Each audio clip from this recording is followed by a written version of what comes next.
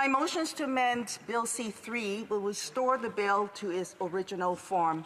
It will rectify the Conservatives' punitive and unconstitutional law that stripped children of Canadian parents the right to pass on the Canadian citizenship to second-generation born abroad children, separating families, rendering some stateless, and creating two classes of Canadians more than a decade ago. It will respond to the Ontario Superior Court of Justice ruling that Canada's citizenship laws is unconstitutional. It will restore justice for lost Canadian families and Canadians who live, work, or study abroad, and their second-generation born abroad children should never be treated as lesser citizens. Mr. Speaker, when Bill C-3 went before the Standing Committee for Immigration and Citizenship, to say that I was disappointed in the amendments from the Conservatives supported by the Bloc is an understatement. Frankly, I actually don't understand why the Bloc had changed their position. When I was at that committee, I worked closely with the Bloc member. We were in agreement in making these changes, and somehow, after the election, something happened. I don't know exactly what, but they flipped, and then they went and supported the Conservative motions. So it is with dismay that I have to stand here today to make these amendments and make these statements.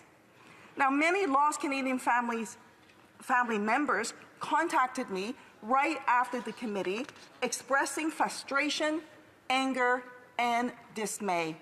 I, too, share their views.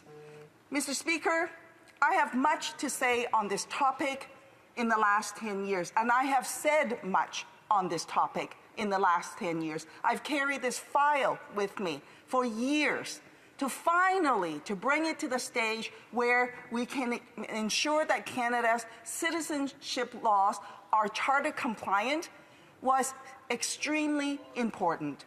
And to see it dismantled the way it was at committee, it was frankly shocking. At this point, I think it would be most appropriate to put on the record the words of a lost Canadian family in reaction to the Conservative and Bloc amendments to Bill C-3 at committee. This letter is from a woman named Majda Debaji, who represents the sentiments of many, many lost Canadian families. I've received so many letters, so many calls from lost Canadian family members about this. So let me just put their words on the public record. They say, overall, referring to the Conservative and the Bloc interventions, were framed around immigration anxiety rather than citizenship rights. A few points that stand out. They say, first, members of Parliament continue to conflate immigration and citizenship. Now, when they say members of Parliament, I want to be clear. They're referring to the Conservative members and the Bloc members at committee. Bill C-3 is not about granting citizenship to newcomers with tenuous ties to Canada. It is about restoring equal rights to Canadians who already have a genuine, demonstrable connection to their country. Canadians who live, study, or work abroad contribute meaningfully to Canada's global presence, economy, and values. They should be celebrated, not excluded. Second, the rhetoric around so-called, quote, Canadians of convenience has been weaponized to justify exclusionary amendments. That narrative is deeply harmful and frankly inaccurate. At one point, the member from Saskatoon West referred to people like me, quote, visitors to Canada. I found that remarkably insulting. It deepens the wounds inflicted by the first-generation rule, a policy that already fractured the identity and sense of belonging of thousands of Canadians abroad. I am a Canadian. I was raised in Ottawa and Whistler. I have lived and worked in Canada for most of my life. My Canadian identity is not conditional on geography, nor should my children's right to citizenship depend on political games. The notion that I am somehow less Canadian because I've lived internationally is offensive and contrary to the Charter principles of equality and mobility. The shift away from the cumulative 1095 days connection test to a consecutive day requirement within 5 years is unworkable, discriminatory, and unconstitutional. It disregards the modern realities of families who work and study, and it directly violates Section 6 of the Charter, which guarantees the right of all Canadian citizens to move, leave, and re-enter Canada freely. These amendments do not only harm Canadians abroad, they harm all Canadians. They erode the very principle of equal citizenship by creating a hierarchy of rights based on geography, and every Canadian's mobility rights are weakened. What is most frustrating is the politicking behind these changes. These amendments are being used as a proxy battle over immigration fears rather than a good faith debate on citizenship equality. The lack of preparation from some MPs and the eagerness to grandstand rather than legislate responsibly are infuriating. Mr. Speaker, I may add that at the committee, officials noted that these amendments, it is possible that a new class of lost Canadians could be created. So those are the sentiments, Mr. Speaker, of a lost Canadian family.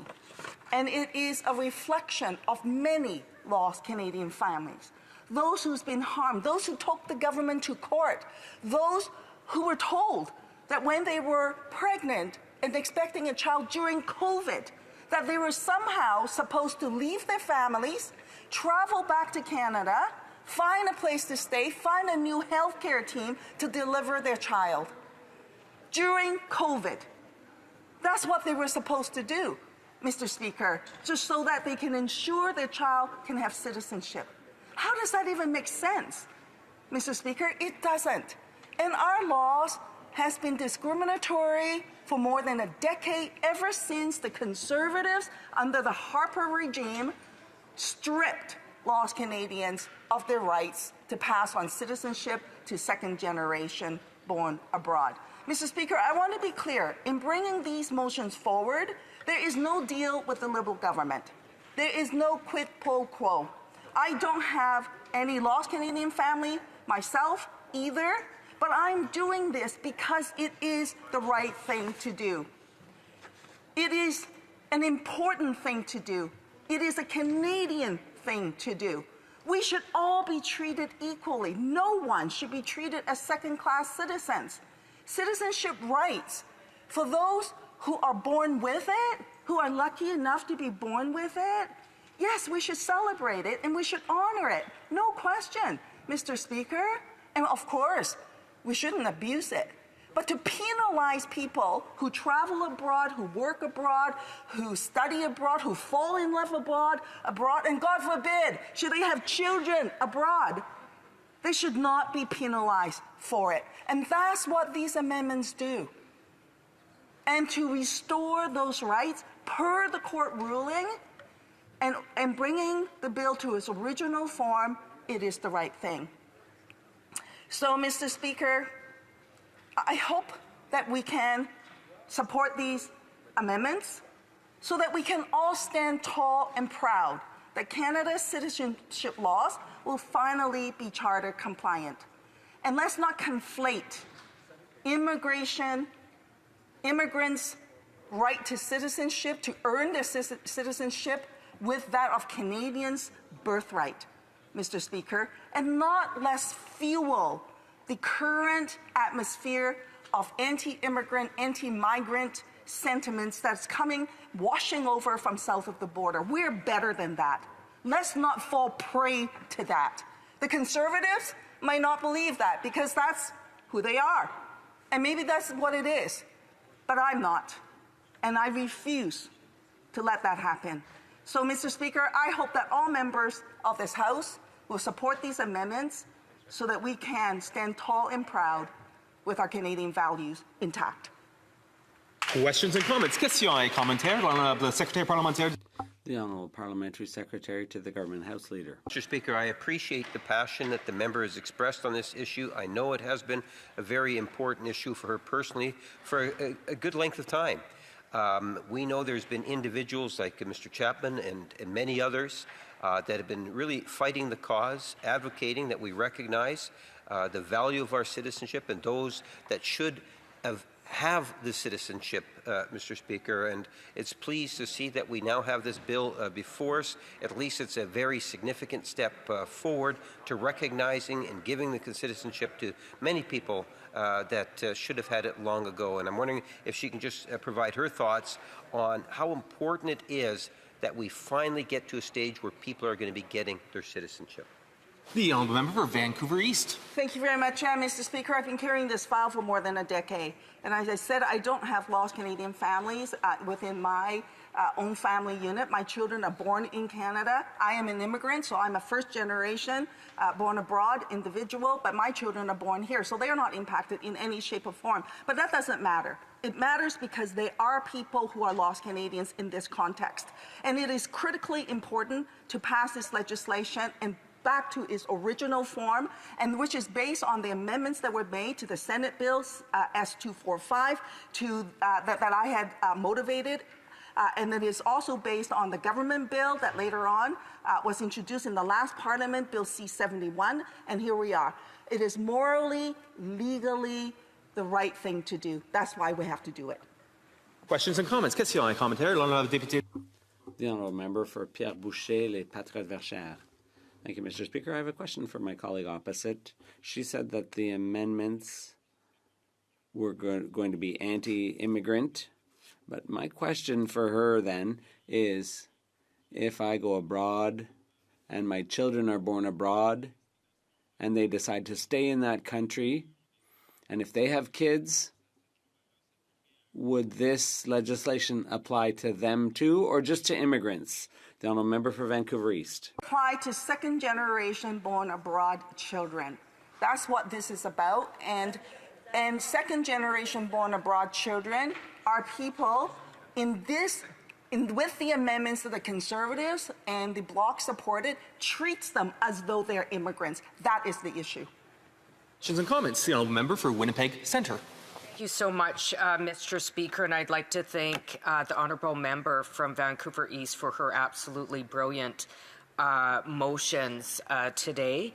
One of the concerns that I've had in the House is that I continue to see bills, people trying to pass bills in the House that violate human rights and actually violate the Constitution since this new government took power. Why is this a dangerous, slippery slope that we're participating in by not upholding our Constitution and international conventions that Canada has signed on to? The honourable member for Vancouver East. Thank you very much, and I want to thank my colleague, first of all, for seconding my motions and for her ongoing advocacy for basic human rights, for not just Canadians, but for everyone across the globe. Her relentless, untiring tackling of basic human rights and fighting for basic human rights for all is who we are as Canadians. And so as we erode this, and this, by the way, on lost Canadians' citizenship birthrights has been deemed by the Ontario Superior Court as unconstitutional. In fact, the government has been forced to bring this legislation forward. They should have done it years ago without the court making the ruling, but they haven't done it, and the court has ruled that it is unconstitutional. So we have to rectify it, and again, I ask all members of this House to support my amendments. We have time for a brief question. The honourable member for Coquitlam, about 20 seconds.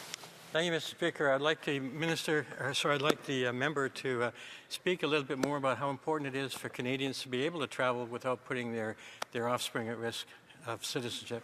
The honourable member for Vancouver East, an equally short response. Thank you. Minister, one day soon, I hope.